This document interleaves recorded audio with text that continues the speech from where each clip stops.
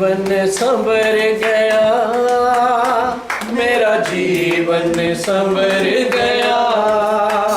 यीशु नाम मिला, यीशु नाम मिला, मेरा जीवन संवर गया, मेरा जीवन संवर गया। यीशु नाम मिला, यीशु नाम मिला, मेरा जीवन संवर गया, मेरा जीवन संवर गया।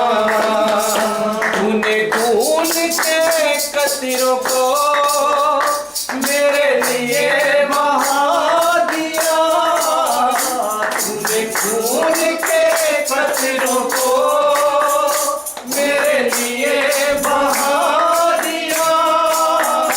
तूने जान बदन देकर यीशु मुझको बचा लिया। तेरे खून से, तेरे लहू से, यीशु के लहू से मेरा जीवन संवर गया, मेरा जीवन संवर गया। यीशु नाम मिला, यीशु नाम मिला, मेरा जीवन संवर गया, मेरा जीवन संवर गया। तेरा नाम जो लेता है वो जिंदगी पाता है। तेरा नाम जो लेता है वो जिंदगी पाता है। तेरे रूह से, तेरे रूह से, खुदा के रूह से मेरा जीवन संवर गया, मेरा जीवन संवर गया।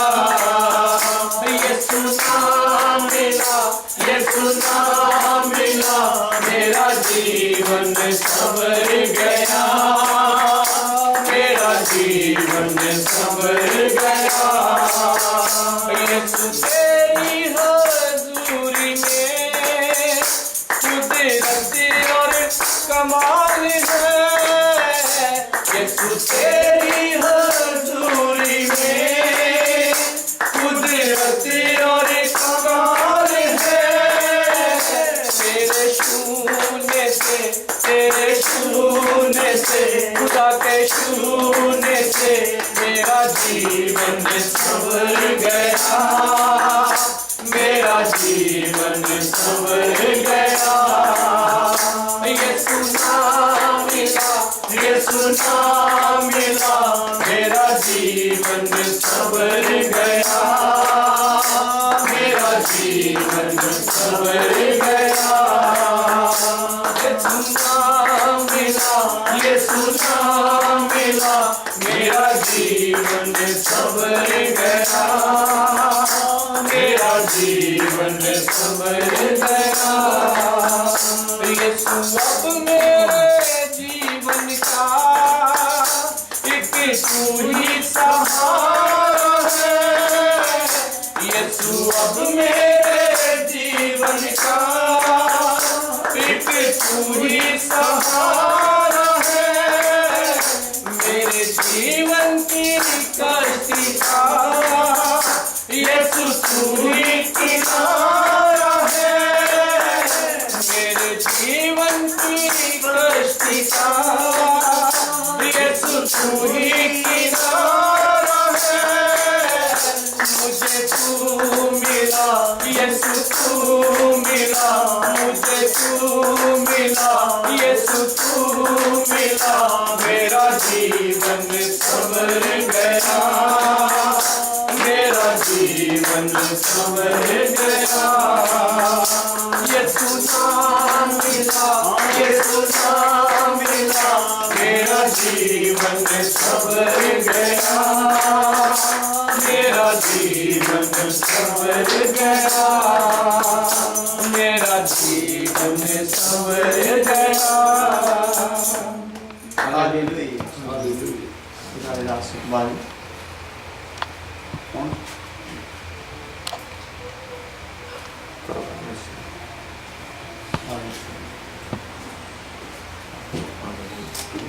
ब्रदर आप चलिए मैं इधर बैठ कर नहीं आ जाओ आप।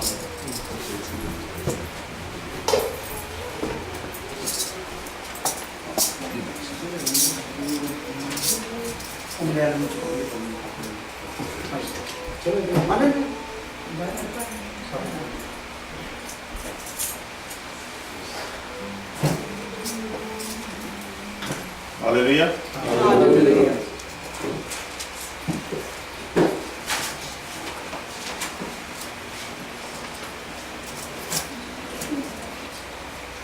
संत पौलुस का लिखा हुआ इफिसियों के नाम का एफिशियन chapter 6 verse 13।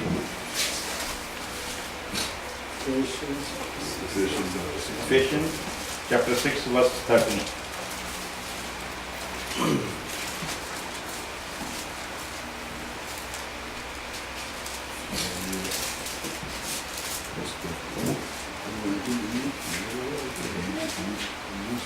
Ephesians chapter 6 verse 13. पढ़ेंगे कोई भी? Therefore take unto you the whole armor of God, that ye may be able to withstand in the evil day, and having done all to stand. അതുകൊണ്ട് നിങ്ങൾ ദുർദിവസങ്ങൾ എതിർപ്പാനും സകലവും സമാപിച്ചിട്ട് ഉറച്ചു നിൽപ്പാനും കഴിയേണ്ടതിന് ദൈവത്തിന് സർവായുധവർഗം ധരിച്ചുകൊണ്ടു. Hallelujah. हम लोग पिछले दिनों में एक खास बात को लेकर विचार कर रहे हैं। जैसा पहले बताया जाता था कि जो लूसीफर है उसी को शैतान बताया गया, लेकिन जैसे जैसे खुदा की कृपा होती है कि खुदा ने अपने दासों के जरिए ये बात प्रकट की कि लूसीफर जो था वो शैतान नहीं था, बल्कि लूसीफर भी शैतान के शिकंजे में आ गया। हालेलुया। പകല് നേരത്തെ ഞങ്ങൾ പഠിച്ചു വെച്ചതനുസരിച്ച് ലൂസിഫർ സാത്താനായിരുന്നു. പക്ഷേ പഠിച്ച് വന്നു കഴിഞ്ഞപ്പോൾ നമുക്ക് അത് കൂടുതൽ മനസ്സിലായി ലൂസിഫറും സാത്താൻ്റെ കൂടെയുള്ള ഒരാളാണ്. और उस पर काफ़ी बाइबल में रेफरेंस भी बताए गए हैं कि लूसीफर जो था वो शैतान नहीं था। ബൈബിളിൽ നിന്ന് ഒത്തിരി റെഫറൻസ് നമ്മൾക്ക് അങ്ങനെ കിട്ടുകയുണ്ടായി. ലൂസിഫർ സാത്താൻ അല്ലാന്ന്. और हम देखते हैं कि लूसीफर को भी शैतान ने अपने शिकंजे में लिया। ലൂസിഫറിനെയും സാത്താൻ എന്ത് ചെയ്യും തൻ്റെ കൂട്ടത്തിൽ എടുത്തു. उसके बाद फिर उसने आदम को भी अपने बहकावे में लिया, പിന്നെ മനുഷ്യനെയും അവൻ്റെ കൂട്ടത്തിലെടുത്തു. और फिर यीशु मसीह के पास भी वो आया। യേശുക്രിസ്തുവിന്റെ അടുത്ത് അവൻ വന്നു. और हम देखते हैं कि लूसीफर जो था वो भी उसकी बातों में आ गया, ലൂസിഫർ അവൻ്റെ കയ്യിലായി. और आदम भी उसकी बातों में फंस ആദം गया। അവൻ്റെ കയ്യിലായി. हवा ने उसकी बात को सुना ഹവ്വ അവൻ്റെ വാക്ക് കേട്ടു. और हवा ने उसकी बात को मान लिया, ഹവ്വ അവൻ്റെ വാക്കുകൾ കേട്ടു. और हवा और आदम की गलती के कारण उनको अदन बाग से निकाला गया। ഹവ്വയുടെയും ആദമിൻ്റെയും തെറ്റുകൾ കാരണം അവനെ പുറത്താക്കുകയും ചെയ്തു. लूसीफर के साथ भी हम देखते हैं कि ऐसा ही हुआ, ലൂസിഫറിന്റെ കേസ് നോക്കുമ്പോഴും അങ്ങനെ തന്നെയാണ് സംഭവിച്ചത്. लेकिन जब वो यीशु मसीह के पास आया പക്ഷേ യേശുവിൻ്റെ അടുത്ത് വന്നപ്പോൾ तब ऐसा नहीं हो पाया। അപ്പോൾ അങ്ങനെ സംഭവിച്ചില്ല. क्यों ऐसा नहीं हो पाया? എന്തുകൊണ്ട് അങ്ങനെ സംഭവിച്ചില്ല? क्योंकि यीशु मसीह के बारे में लिखा है कि यीशु मसीह खुद कलाम है। യേശു സ്വന്തം എന്ന Kalam message of Word. Messenger of God ആണ്. वर्ड। और यीशु मसीह के साथ जब उसने बात की तो कलाम के जरिए, मैसेज के जरिए की, वर्ड के जरिए की। യേശുവിൻ്റെ അടുത്ത് വന്നു കഴിഞ്ഞപ്പോൾ शैतान ने यीशु मसीह के साथ जितनी भी बात की है वो बाइबल के अनुसार സാത്താൻ യേശു ക്രിസ്തുവിന്റെ അടുത്ത് വന്നപ്പോൾ എന്തൊക്കെയാണ് സംസാരിച്ചത് അത് ബൈബിളിൽ നിന്നുള്ള വചനങ്ങൾ എടുത്തു തന്നെയാണ് സംസാരിച്ചത്. और यीशु मसीह ने भी बाइबल में से ही उसको सारी बातों का जवाब दिया। യേശു ബൈബിളിൽ നിന്നാണ് എല്ലാ ഉത്തരങ്ങളും കൊടുക്കുന്നത്. अब दोनों की बात जो है वो बात बाइबल में से ही हो रही है। രണ്ടുപേരുടെയും സംസാരങ്ങൾ ബൈബിളിൽ നിന്ന് തന്നെയാണ്. बेशक उस वक्त ये किताब को बाइबल नाम बेशक ना दिया गया हो, ആ സമയത്ത് ഇതിന് ബൈബിൾ എന്ന പേരല്ലായിരുന്നു. लेकिन हम आज मानते हैं कि वो बाइबल ही थी। പക്ഷെ നമ്മൾ ഇപ്പോൾ വിശ്വസിക്കുന്നു അത് ബൈബിളിന്റെ और ഭാഗങ്ങളാണ്. दूसरे शब्द में हम इसको खुदा का कलाम भी कह सकते हैं। വേറെ ഇതിൽ നമ്മൾ ദൈവത്തിന്റെ ശബ്ദം അല്ലെങ്കിൽ ദൈവത്തിന്റെ വചനം എന്നും പറയുന്നു. आज भी हम संसार में देखते हैं कि जो एंटी क्राइस्ट लोग हैं वो सारी बातें जो हैं वो बाइबल में से ही करते हैं।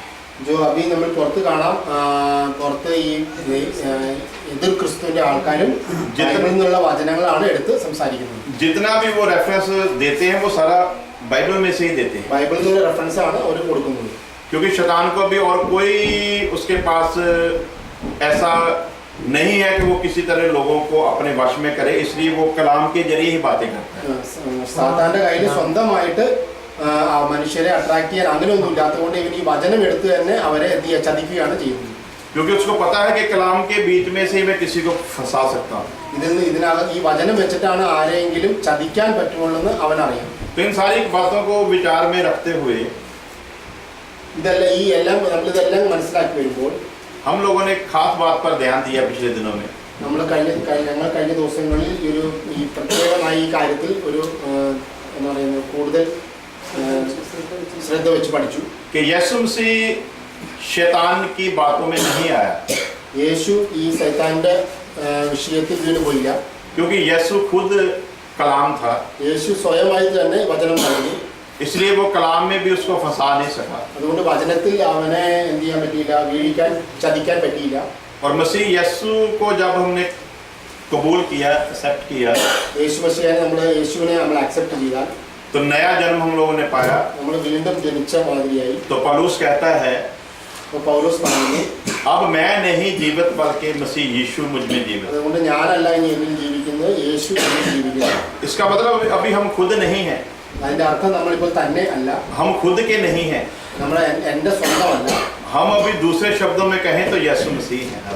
അല്ലെങ്കിൽ വേറൊരു ശബ്ദത്തിൽ പറഞ്ഞാൽ നമ്മൾ യേശു മെസ്സിഹയുടെ വേറൊരു രൂപമാണ്. अब यदि हम यीशु मसीह हैं നമ്മൾ യേശു മെസ്സിഹയുടെ രൂപത്തിലാണ്. तो फिर शैतान की मजाल नहीं है कि वो कलाम के जरिए हमको किसी बहकावे में ले ले। അതുകൊണ്ട് സാത്താന് അതിന്റെ ശക്തി പ്രയോഗിച്ച്, അവന്റെ വചനത്തിന്റെ ശക്തി പ്രയോഗിച്ച് നമ്മളെ തോൽപ്പിക്കാൻ കഴിയില്ല. क्योंकि यीशु मसीह के बारे में लिखा, യേശുവിനെ പറ്റി എഴുതിയിരിക്കുന്നു, उसने मौत पर फतह पाई, അവൻ മരണത്തെ ജയിച്ചു, उसने शैतान पर फतह पाई, സാത്താനെ ജയിച്ചു, उसने पाप पर फतह पाई। പാപത്തെ ജയിച്ചു.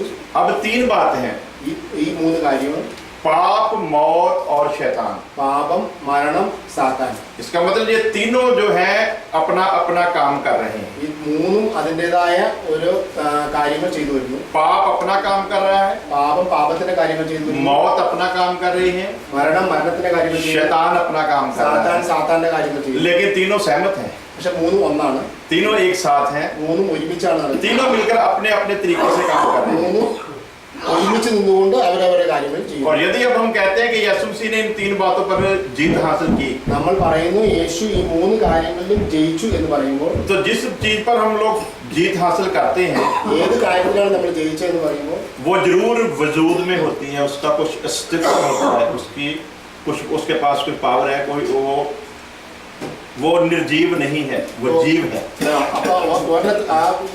ऐसा बोलता है अभी जैसा अपन ये तीनों में एक में से जीत गया मीन्स उसको अस्तित्व है, वो अस्तित्व के ऊपर जीत गया.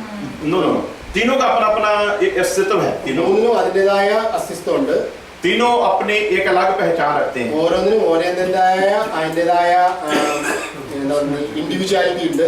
जैसे शैतान के पास भी एक बॉडी है, ശൈത്താന് സ്വന്തമായിട്ട് ശരീരമുണ്ട്, फिर हम देखते हैं कि मौत है, അവന് മരണമുണ്ട്, मौत का अपना एक अलग वजूद है, മൗത്തിന് അതിൻ്റെതായ ഒരു അസ്തിത്വമുണ്ട്, वैसे ही पाप है അതിന് പാപമുണ്ട്, और पाप का भी अपना एक अलग वजूद है। പാപത്തിനും അതിൻ്റെതായ ഒരു എന്തുണ്ട് അസ്തിത്വമുണ്ട്. अब सवाल ये है कि पाप जानदार है या बेजान है, पाप जान वाला है या उसमें जान नहीं है, പാപ जान वाले मीन्स पाप में जीवन है, പാപിൽ ജീവനുണ്ടോ, यानी कि पाप जानदार है, कोई जीवित चीज है या निर्जीव है। जैसे हम कहते हैं कि मुर्दा है या പാപം ജീവനുള്ളവനാണോ അത് മരിച്ചവനാണോ. जैसे हम कहते हैं कि दरख्त जो है वो उसकी अपनी क्वालिटी है, इंसान की अपनी क्वालिटी है। മനുഷ്യന് അതിന് ഒരു ക്വാളിറ്റി ഇല്ല എന്ന് പറഞ്ഞ മാതിരി. एक चीज होती है जिसमें जान होती है, ഒരുണ്ട് അതിനകത്ത് ജീവനുണ്ട്, एक चीज होती है उसमें जान नहीं होती। വേറെ ഒന്നുണ്ട് അതിന് ജീവൻ ഇല്ല. मिसाल के तौर पर इसमें जान नहीं है, ഈ പെന്നിൽ ജീവൻ ഇല്ല നമ്മുടെ ഭാഷയിൽ. ये किसी के हाथ का हथियार है जो इसे चला सकता है, ഇത് ഒരു മനുഷ്യന്റെ കയ്യിലെ ഒരു ഉപകരണമാണ് ഇതിനെ ഉപയോഗിക്കാം. लेकिन पाप के बारे में एक खास बात लिखी है. പക്ഷെ പാപത്തെ പറ്റി ഒരു കാര്യം എഴുതിയിരിക്കുന്നു. जब उत्पत्ति की किताब में हम पढ़ते हैं जेनेसिस में, ഉൽപ്പത്തിയിൽ നമ്മൾ പഠിക്കുന്നു. अगर पढ़ना चाहे तो आप पढ़ सकते हैं.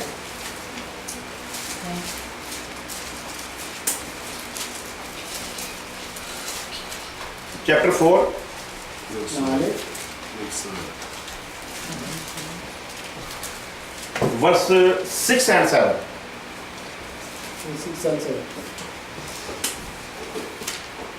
And the Lord said unto Cain, Why art thou word, and why is thy countenance fallen?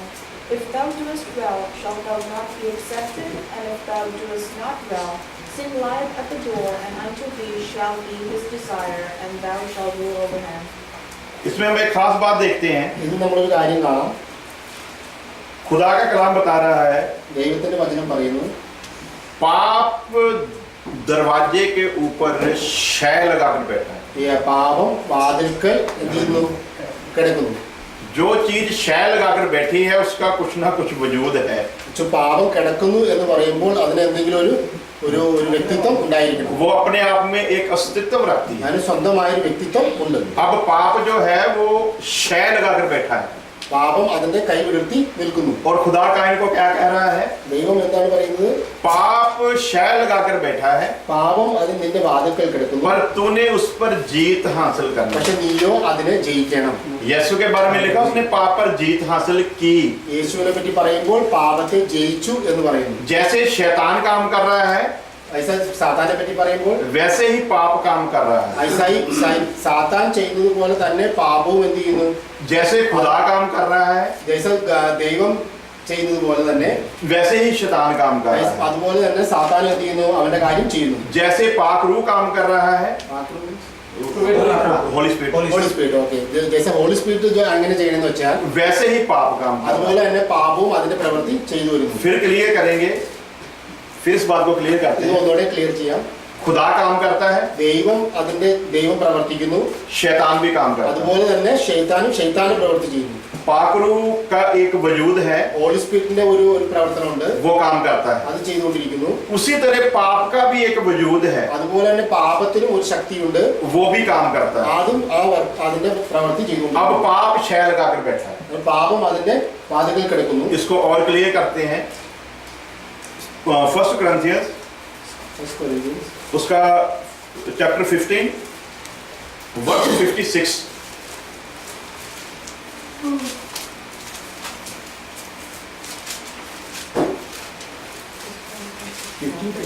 हाँ, 15 and 56.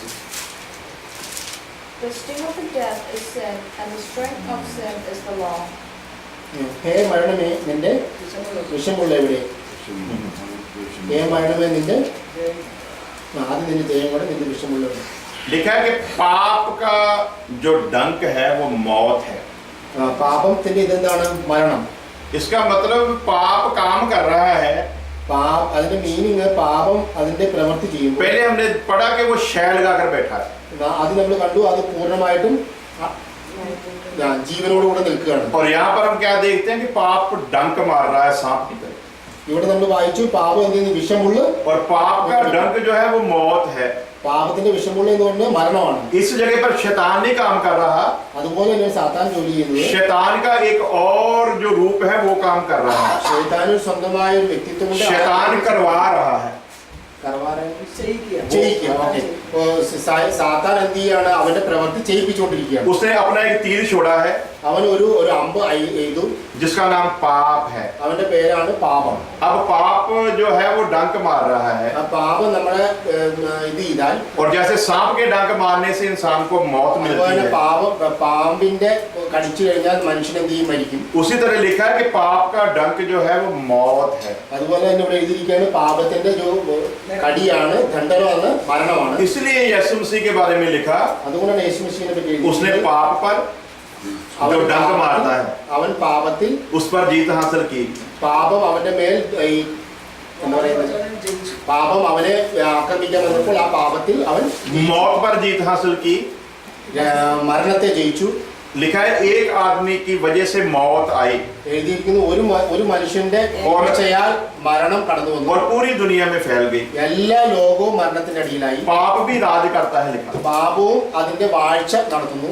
पाप राज करता है, പാപം വാഴ്ച നടത്തുന്നു. मौत भी राज करती है. മരണവും വാഴ്ച നടത്തുന്നു. इसलिए लिखा जैसे मौत ने राज किया, അതുകൊണ്ട് എഴുതിയിരിക്കുന്നത് മരണം തന്റെ വാഴ്ച നടത്തിയപ്പോൾ उसी तरह अब जो है जिंदगी राज करेगी. അതുപോലെ തന്നെ നമ്മൾ എന്ത് ചെയ്യും? वो जिंदगी जो मसीह यीशु में है. हालेलुया. ജീവിതം എന്ന് പറയുന്നത് യേശു മശിഹയിലൂടെയാണ്. पाप डंक भी मार रहा है, പാപം അതിന്റെ വിഷമുള്ളയുന്നു. पाप शय लगाकर बैठा है. പാപം എന്ത് ചെയ്യുന്നു? और इसको और क्लियर कर लेते हैं एक वर्ष पढ़कर. याकूब की पत्री, जेम्स, जेम्स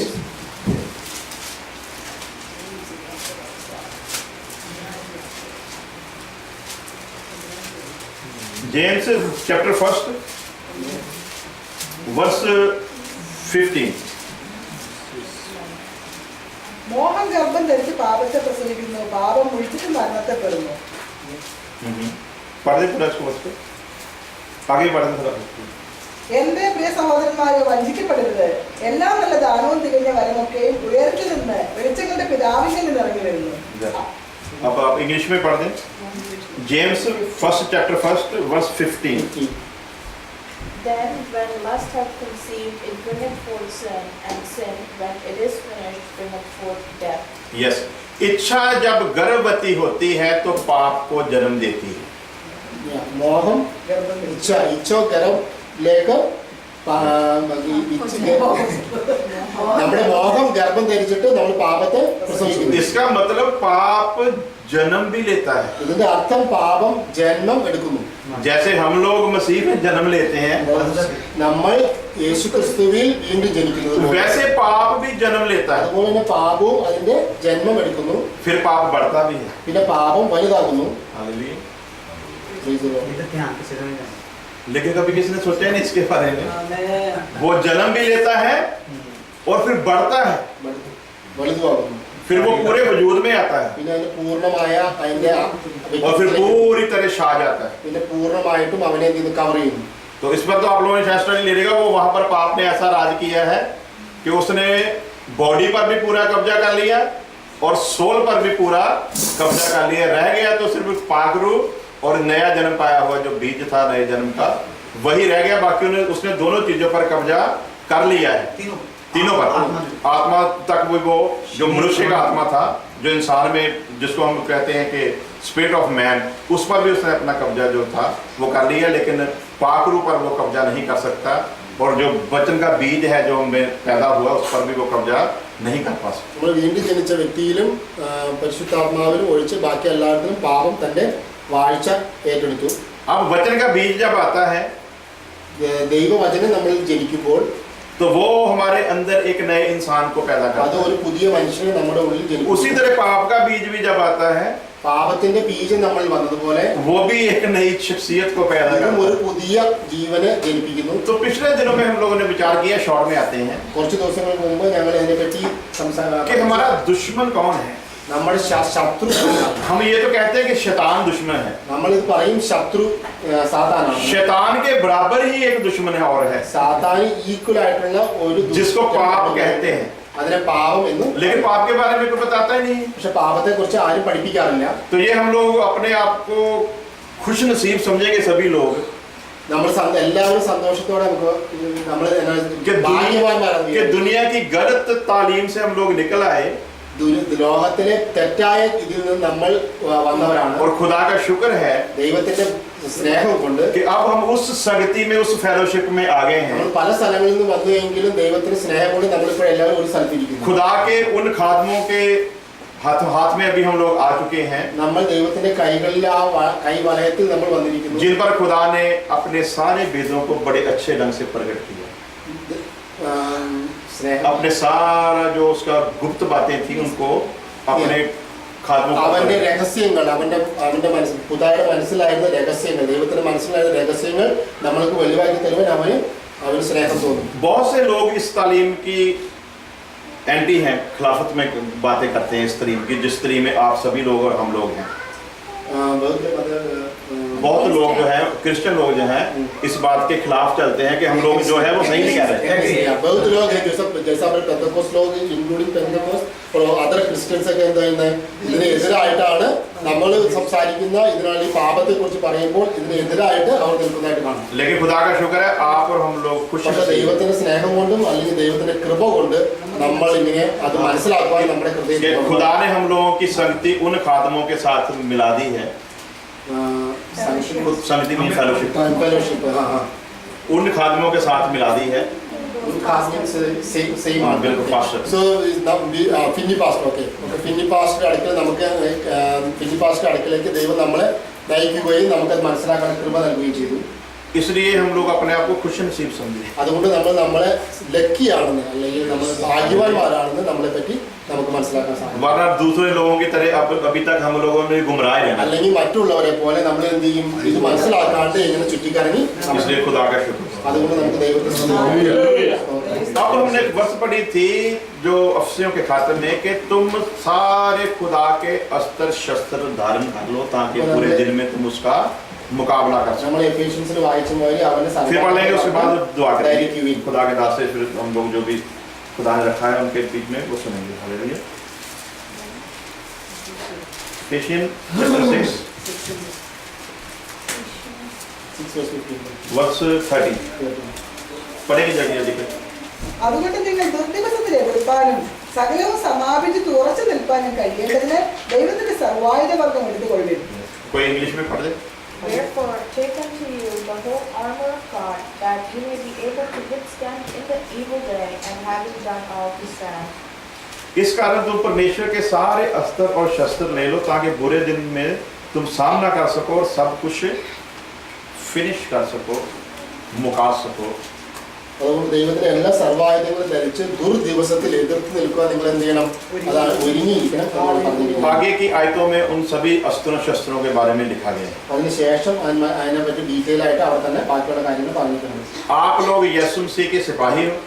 നമ്മൾ യേശുവിന്റെ ശിപായിയാണ്. ശിപായി മീൻസ് ഭടനാണ്. आप लोगों ने पूरी वर्दी पहन ली है। അങ്ങനെ നമ്മളെല്ലാ അതിന്റെ സർവായുധത്തിന് എല്ലാ ആയുധങ്ങളും നമുക്ക് कमर को कस लिया है। നമ്മുടെ അരക്കി കെട്ടിയിട്ടുണ്ടോ. सारे हथियार जो लड़ाई के हैं वो आपको मिल गए हैं। യുദ്ധത്തിന് പോകേണ്ട എല്ലാ ആയുധങ്ങളും നമ്മുടെ കയ്യിലുണ്ടോ. पुलिस वालों के शू भी आपको पक्के मिल गए, मजबूत वाले। നല്ല പോലീസ് वाले പോലെ നല്ല ഷൂ നമ്മുടെ കയ്യിലുണ്ടോ. हेड भी मिल चुका है। തൊപ്പി. हर वो चीज जो एक सिपाही के पास होनी चाहिए वो आपको धार्मिक तौर पर मिल चुकी।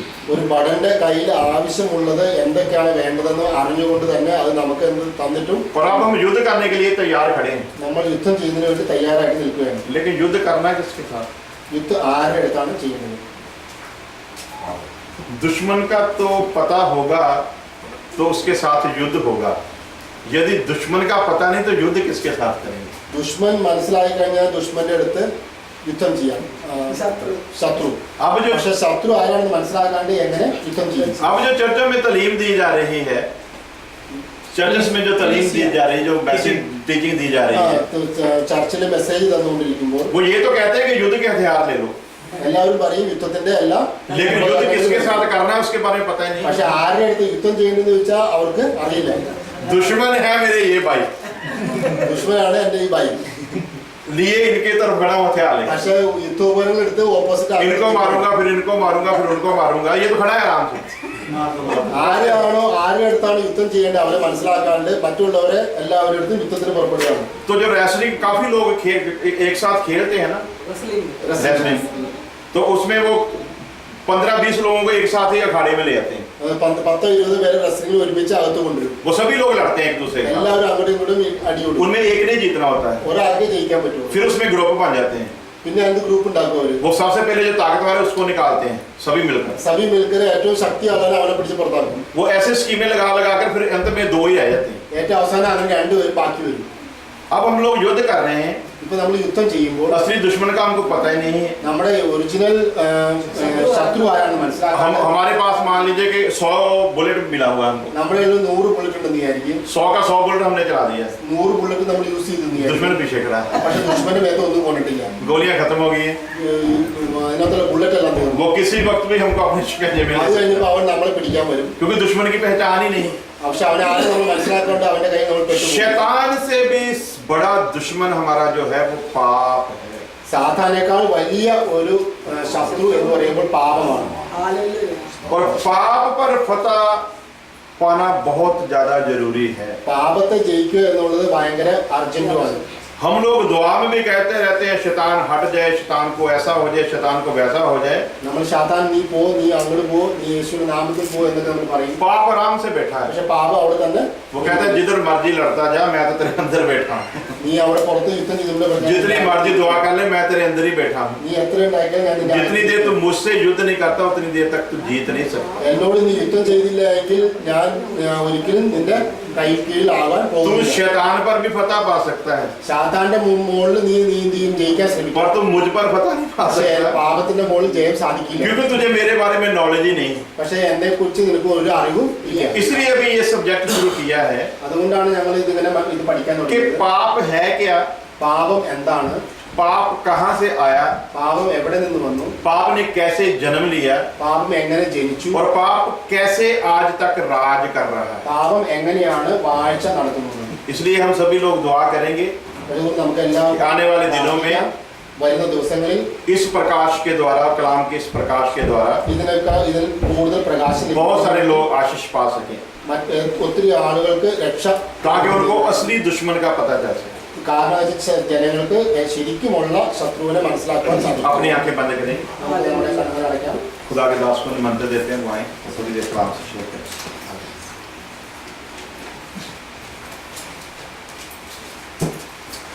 हालेलुया। आप डरते क्यों हो?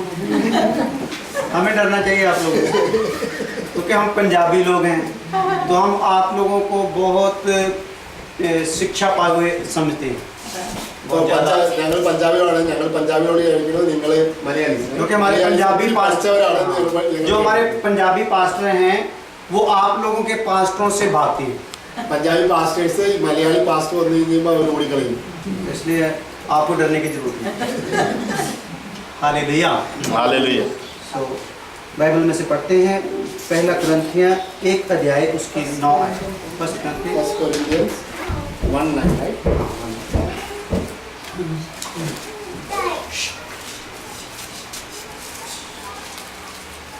തന്റെ പുത്രനും നമ്മുടെ കർത്താവായ യേശുക്രിസ്തുവിന്റെ കൂട്ടായ്മയിലേക്ക് നിങ്ങളെ വിളിച്ചിട്ടുള്ള ദൈവം വിശ്വസ്തൻ. पंजाबी पढ़ दूं? एक दिन हो, हाँ एक दिन। परमेश्वर वफादार है। इसमें क्या लिखा है? परमेश्वर वफादार है। ദൈവം വിശ്വസ്തനാണ്. परमेश्वर क्या है? वफादार है। हाँ, ਜਿਹਦੇ ਰਾਹੀਂ ਤੁਸੀਂ ਉਹਦੇ ਪੁੱਤਰ ਯਿਸੂ ਮਸੀਹ ਸਾਡੇ ਪ੍ਰਭੂ ਦੀ ਸੰਗਤ ਲਈ ਸੱਦੇ ਗਏ। हाँ, जिसके द्वारा आप हमारे प्रभु यीशु मसीह की संगति में बुलाए गए हो। അവന്റെ കൂട്ടായ്മയിലേക്കാണ് നിങ്ങളെ വിളിച്ചിരിക്കുന്നത്. तो परमेश्वर जो वफादार है उसने यीशु की संगति में हमें बुलाया है। ദൈവം വിശ്വസ്തനാണ്, നമ്മളെ ഓരോരുത്തരെയും യേശു ക്രിസ്തുവിന്റെ കൂട്ടായ്മയിലേക്കാണ് വിളിച്ചിരിക്കുന്നത്. हाँ, तो अगर परमेश्वर वफादार है അങ്ങനെ ദൈവം വിശ്വസ്തനാണെങ്കിൽ तो जरूर है कि वो अपने चुने हुओं को किसी बेवफा के पास नहीं छोड़ेगा। ദൈവം വിശ്വസ്തനാണെങ്കിൽ ഉറപ്പായിട്ടും അവൻ അവരെ എന്ത് ചെയ്യില്ല, മറ്റുള്ളവരുടെ കയ്യിൽ വെറുതെ വിട്ട് കളയുകയില്ല. हाँ, इसमें यीशु वफादार है नहीं कहा गया है, इसमें क्या कहा गया है? परमेश्वर वफादार അവിടെ है। യേശു വിശ്വസ്തൻ എന്നല്ല പറഞ്ഞിരിക്കുന്നത്, ദൈവം വിശ്വസ്തനാണെന്നാണ് പറഞ്ഞിരിക്കുന്നത്. हाँ, जिसने हमें अपने पुत्र की संगति में बुलाया है। അവൻ പിതാവാം ദൈവം പുത്രന്റെ കൂട്ടായ്മയിലേക്കാണ് വിളിച്ചിരിക്കുന്നത്. तो ध्यान देने वाली बात क्या है कि परमेश्वर वफादार है ശ്രദ്ധ വെക്കേണ്ട കാര്യം എന്താണെന്ന് വെച്ചാൽ ദൈവം വിശ്വസ്തനാണെന്ന്. और यीशु की संगति में हमें बुलाया है। അങ്ങനെ യേശുവിന്റെ കൂട്ടായ്മയിലേക്കാണ് വിളിച്ചിരിക്കുന്നത്. तो इसका मतलब यीशु मसीह की जो वफादारी है पहले चेक की गई है। അതിന്റെ മീനിങ് എന്താണെന്ന് വെച്ച് കഴിഞ്ഞാൽ യേശുവിന്റെ വിശ്വസ്തത എന്ത് ചെയ്തിട്ടുണ്ട്, ആദ്യം ചെക്ക് ചെയ്തിട്ടുണ്ട്. ऐसे ही नहीं उसके हाथ में हमें दे दिया। അങ്ങനെയല്ല അവന്റെ കയ്യിലേക്ക് നമ്മളെ കൊടുത്തേക്കല്ല. पाप क्या है, कहाँ से है, एक लंबा विषय है। इसके लिए यहाँ न्यूयॉर्क में काफ़ी कन्फ्यूज़न चल रहा है। कुछ जगह पे ये मैसेज पहुँच रहा है तो लोग बोलते हैं कि ये तो हमने कभी सुना ही नहीं, कभी इस पर ध्यान ही नहीं दिया।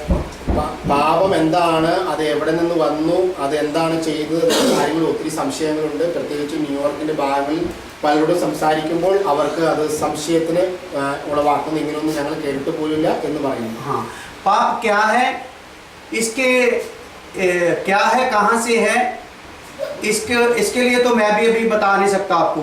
പാപം എന്താണ്, എവിടെ നിന്ന് വന്നു എന്ന് ഇപ്പോഴെനിക്ക് കറക്റ്റായിട്ട് പറയാൻ പറ്റില്ല. पर ये जरूर है कि शैतान जो है पाप हमारे अंदर बुरे विचारों के द्वारा भेज देता है. മോഹങ്ങൾ വെച്ചിട്ടാണ് സാത്താൻ നമ്മുടെ ഉള്ളിലേക്ക് പാപത്തെ അയച്ചത്. हाँ, जैसे वो आप लोग देख रहे हो सर्कल जो है यहाँ पे थॉट्स लिखा हुआ है ना, 3 जगह पे, और ऐसे तीर बनाए हुए हैं. തീസറ हाँ, आगे तो उधर से 5वां, चौथा, उधर से चौथा, चौथा नंबर. हाँ, ये वाला. नहीं, आगे आगे. तो थॉट्स जो है वो शैतान अंदर हमारे भेजकर पाप जो है उसको उकसाता है.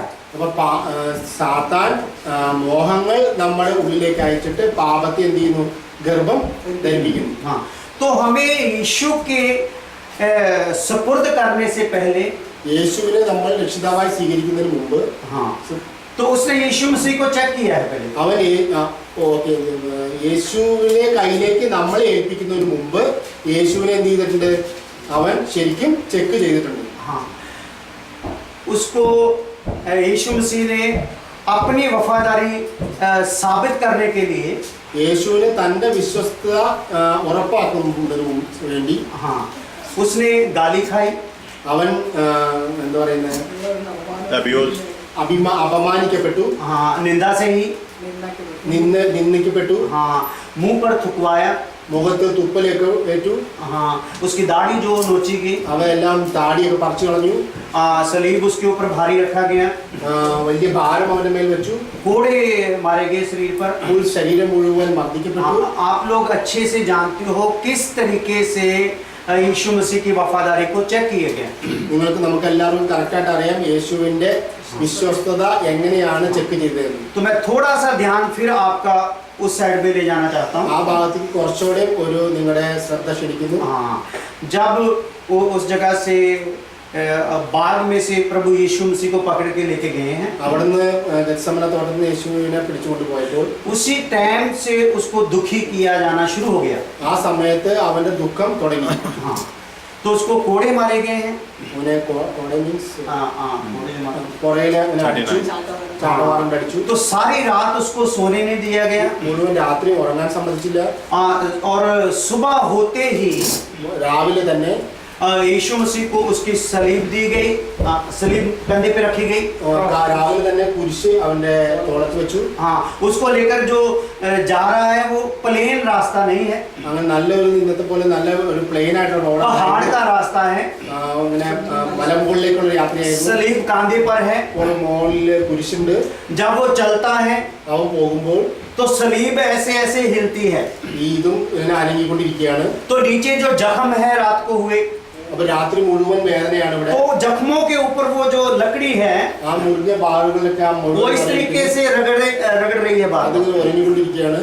तो आप लोगों को पता होगा कि 7 बार यीशु मसीह गिरे 7 പ്രാവശ്യം യേശു വീണു എന്ന് നിങ്ങൾക്ക് और അറിയാമായിരിക്കും. सलीब उसके ऊपर गिरी. 7 പ്രാവശ്യം വീണപ്പോൾ അവന്റെ മേത്ത് കുരിശ് വീണു. एक बार एक भाई सहायता के लिए आया, ഒരു പ്രാവശ്യം ഒരു സഹോദരൻ സഹായിക്കാൻ പോയി. लेकिन उसने फिर उससे सलीब को ले लिया. പക്ഷെ വീണ്ടും അവൻ യേശു തന്നെ അത് ഏറ്റെടുത്തു. हाँ, तो उस सलीब के ऊपर ही उसको लेटाकर അത് കുരിശിന്റെ മുകളിൽ തന്നെ യേശുവിനെ കിടത്തി. फिर कील ठोके गए അവർ ആണി തറച്ചു. और हाथों पैर